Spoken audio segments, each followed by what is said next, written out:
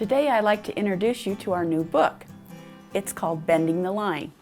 My friend Becky Panariso and I wrote this one together, and I'm Cheryl Phillips, but it was Becky who encouraged me to take the Squedge techniques to their basic bare bones, and that's what we did in this book. It's filled with easy to follow instructions with lots of graphics and great projects. Then those projects start simple and they build on themselves in ABC fashion. The tool that we use for the book is a Squedge. This one's a 22.5. You might be wondering, what is a Squedge? Well, let me tell you where that came from.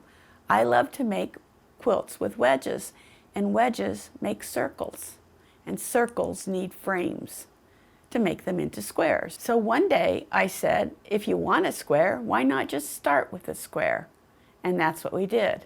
And I divided it in half, and again into fourths, then again into eighths, and one more time for 16 pieces. When you look at that block, you can see it would be more manageable if I just took it a fourth at a time. So we're going to focus on a quarter, a quad. Look at this portion that's been shaded in. When you take that portion, clip the tip, and add seam allowance, that's the Squedge tool. Squedge. It's still a funny sounding name, but it's a wedge plus a square equals a squedge. Now, do you see the pink shape? It is the same shape, it's just mirrored. And all you have to do to get it is just flip that tool over and cut it in the same way. That leaves these pieces. And we're going to call these partials, but you can cut both of them with the same 22.5 Squedge. Now the tool has line and slots that give you two ways to go about it, and you'll see how that works a little later.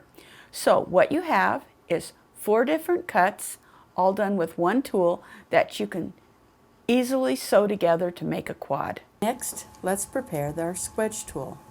We have a great little helper for you in the back of your book. You'll find this card, and it's actually stickers. You'll just cut those apart and turn that over, and the backing peels off, giving you a little sticker. And we've got words up and words down. That lets you know in a glance that you are cutting words up, or flip it over words down to get the mirror image. I also place that on the 7.5 inch line. To keep the tool from slipping, I will put an adhesive ring on the tool in 3 places and flip it over and do the same thing on the other side. With that done, you're ready to go. Now let's get to some fabric. We have a solid piece of fabric. We're going to cut a full Squedge piece. To do that, our words are up. The edge of the tool is on the edge of the fabric. I cut around this shape, and I get a full Squedge. To do the mirror image, I flip it over, the words are down, place it on here, and I cut this piece. And that's how we do a solid full Squedge. Next, we have a solid piece of black fabric, and we're going to now cut a partial. We're going to place this slotted line on the edge of our fabric and cut this piece that you see here. To do the mirror image, we'll just flip that over. Again, the line goes on the edge of the fabric, and we get this partial Squedge piece. Next, I'd like to show you how to cut a full pieced Squedge. To do that, I have a strip set, and I'm going to place that 7.5 inch line so that it falls right on the seam. Now, rather than using my label as a guide, I will use the blue lines that are on the outer edge of my Squedge tool. I'll place that here, cut my shape, and I get this one. To do the mirror image, I simply turn that over on the 7.5 inch line, cut around it, and I get this piece. I'd like to show you how to cut a pieced partial. 7.5 inch line on the seam, and you're going to take a mechanical pencil and draw right in the slots. Now cut around, and then you're going to take this straight edge and connect the lines and cut there, and you'll get this partial. To do the mirror image, you just simply flip it over with the words down And again, mark your lines and you'll get your partial pieced. Let me show you the blocks we create with the. This is the A block. It's made with all solid pieces. And here's the quilt that we made with this. This is the B block. It's made with all pieced squedges. And this is the quilt we made with the B block.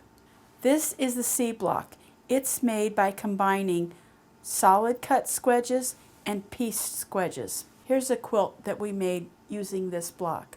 Now we've added the C plus block. All that is the mirror image of the C. But with these two together, we can create a couple of different quilts. So there you have it. That's all there is. A, B, C. Once you have those blocks, you can make the quilts I've shown you, but wait till you see what happens when you mix and match.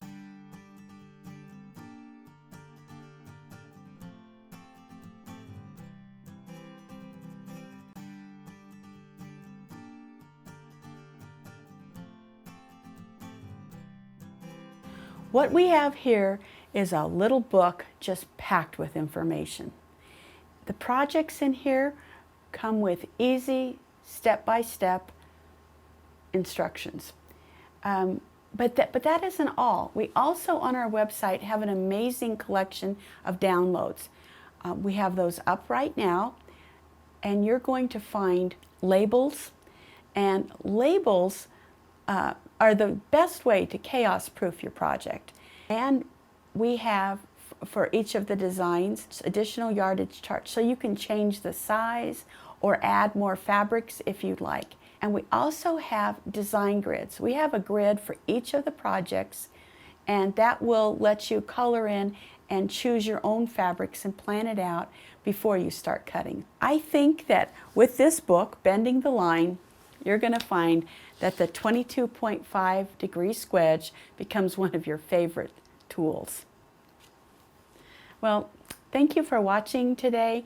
Hope you've enjoyed it, and God bless.